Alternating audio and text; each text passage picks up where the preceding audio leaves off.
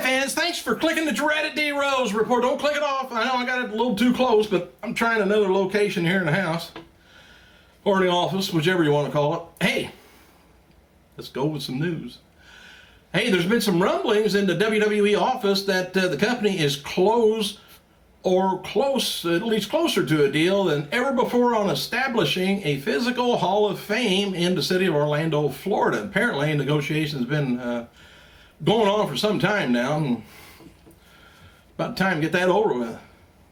Details are sketchy right now, but the word is Orlando officials want to host WrestleMania, it says 2 times every 10 years as a part of the deal. They want that revenue from it. And it said that talks are serious right now, and Triple H is handling a lot of the negotiations. However, nothing's expected to happen, on the ground anyway, for the potential Hall of Fame location until about 2013 or early in 2014. In 2013, maybe a few weeks away.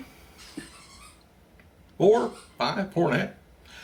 Hey, establishing, of course, the physical Hall of Fame in Orlando may also be tied with some of the major development and changes in the state of Florida going on right now. This wasn't mentioned by a source, but it sounds like WWE's trying to set up another central location for the company outside of Stanford. It's called Not As Much Taxes. And since Linda didn't get nominated, they can move wherever they want. And sources close to Vince McMahon noted that he's seemed more frazzled than he's been for a long time over the past few months, in the sense that keeping Raw interesting and trying to create new buzz was really getting to him, I guess. So, did you run out of ideas, Vince? You don't have to come up with all the ideas, just a little bit. Hire somebody else that's good enough to do it for you. Yeah. Hall of Famer, thought I heard Max. Oh, there he is. Come here. Hall of Famer Ric Flair spoke with Wrestle News, that's with a Z, on .com, on an exclusive 2-part interview. And in that product, his future, and he talked about this future and what he's got left to contribute, and some of the WWE current talent, and lots more. Just a few of the things, Flair was asked, will we see you wrestle again? Flair says, I want to be in the ring, but it will never happen again. And I said I'd never wrestle in WWE, and then there's Jerry Lawler incident. And so they asked him, so Lawler's heart attack kind of changed your perception of older wrestlers continuing to perform? He goes, yeah, it really did. He says, I like Jerry very much, but what happened to Jerry was terrible. I don't know why you would have to even say that. Goes without saying. And he says, thank God he's okay. But my wish for people wouldn't gauge me by what happened to him, though. Everybody's an individual, but things is kind of put in a decision of my future in the ring is, of course, on him. And he said, that's fine, because I went back to the ring in TNA, and that will never happen again. Never say happen. Beginning today, free tickets. WWE's great on that. That's him playing the ball.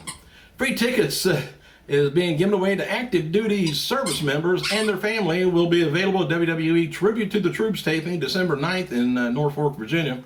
Fans can stop by their local information, ticket and travel office too, beginning Monday to pick them up.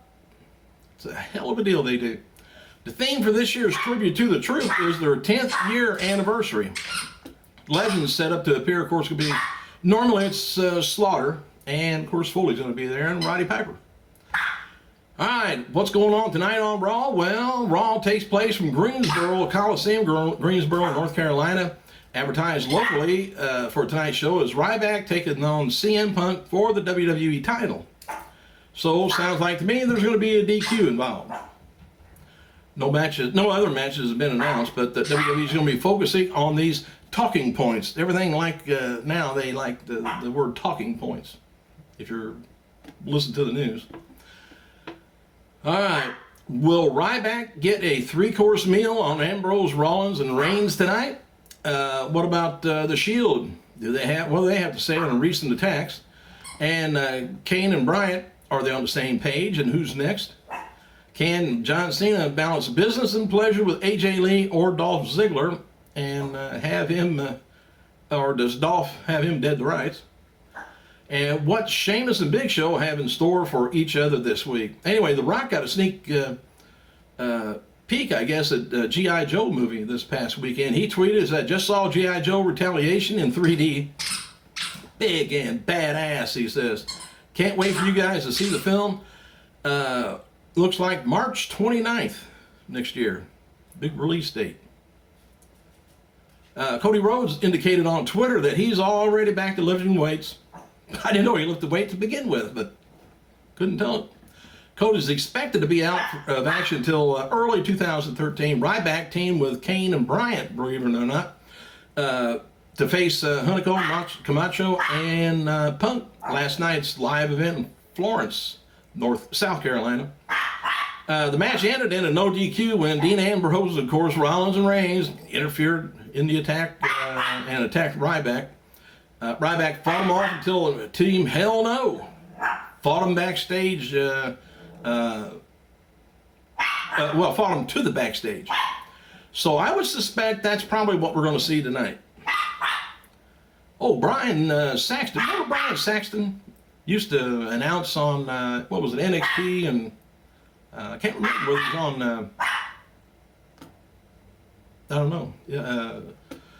I think somebody announced on a couple of shows. Anyway, Brian Saxton, he's still affiliated with WWE after his profile was removed from the roster page, the official NXT wrestling website last week. He's moved to the administration job as creative assistant, and WWE said that he will continue to work as an announcer. So apparently he still announces, we just don't get it up here. Former WWE talent Super Crazy turns 39 years old, and AJ Lee is featured in USA Weekly with a query regarding her age. I don't know why. It says she's 25. The WWE Diva notes that in the publications that the soap opera aspects of the professional wrestling is what I got emotionally involved as a fan. So we're looking at the soap stuff. I said didn't have a lot of opportunities growing up, and I had a pretty hard childhood, and this company and wrestling in general was one bright light of my life. She said, AJ said, who was 12 years old when she told her mother she wanted to become a professional wrestler. Well, mom's got to be proud. The official WWE website has posted 25 days of Divas photo gallery. I'm going to have to check that out. 25 clicks too, I guess. All-time classics and all new Divas. Every Christmas, every photo till Christmas. Could be a lot. I hope they change them. TNA Wrestling is releasing its preview for Thursday's episode of Impact, featuring a 6-man tag match and television championship match also. The preview next week, if you hopefully still watch, says that if you can't watch Impact on Thursday night, make sure to set your DVR to record all the action.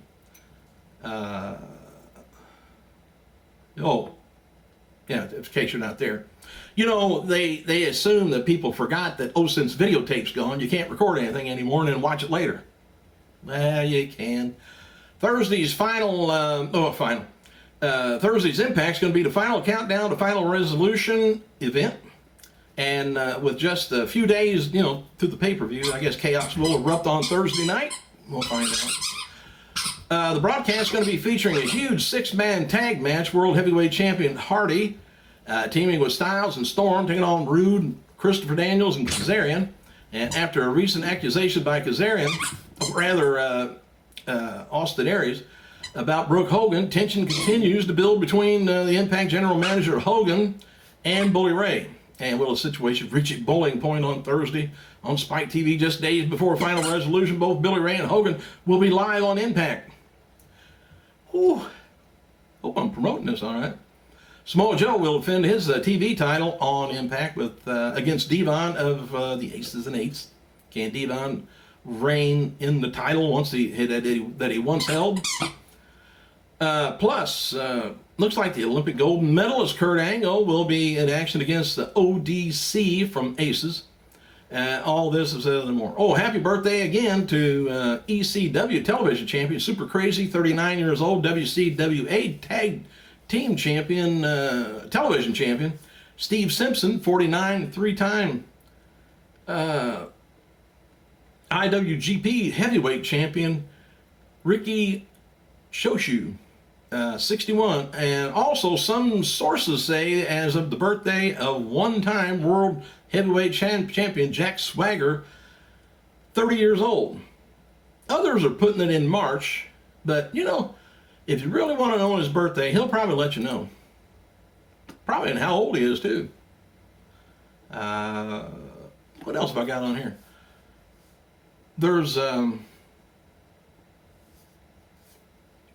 still a lot of hassle that Vince McMahon's going through. Now, should he move, and do you think getting Linda, I don't know whether even Linda and Vince is even together. She's up there. He does live down in Florida, and that's one reason he's probably putting the Hall of Fame down there so he can keep an eye on all the money that's going to be coming through the door and counted every day. But if he gets Linda out of Stanford, sell the building off and whatever, he may downsize, you know, who knows. It'd be more cost effective because you don't need a big damn building like he's got all the time, all day. So anyway, it could be better for wrestling, but like I say, it's a lot of taxes. What goes on down there? There's big tax benefits. But anyway, if he can, should he really transfer everything over to Triple H? Is Vince burnout finally? No new things going on in his head, or what's your opinion? I'm kind of curious about it, but what's your opinion about this light? I'm right here by a window, and normally it's bright sunshine coming in. There's nothing but clouds today. You know, I just happened to notice I got a light on that camera. Maybe I ought to try and use that. Duh. Thanks for clicking, you guys. I gotta go.